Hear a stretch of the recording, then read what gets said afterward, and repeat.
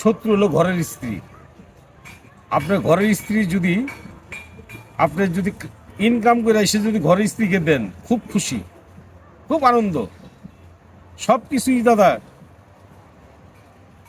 সব কিছু ম্যানেজ করতে পারে। কিন্তু হঠাৎ করে দেখলেন একদিন আপনার স্ত্রীর সঙ্গে আপনি ওই কাজে আপনি পারলেন না, ওই দিন কিন্তু আপনি দেখবেন যে সকালবেলা ঘুমাইতে উঠলে আপনার স্ত্রী মনটা খুবই খারাপ।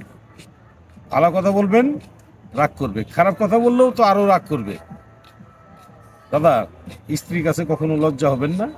আপনি এত সুন্দর ইনকাম করেন, টাকা ইনকাম করেন, স্ত্রী কেন আপনার সঙ্গে বেয়াদবি করবে?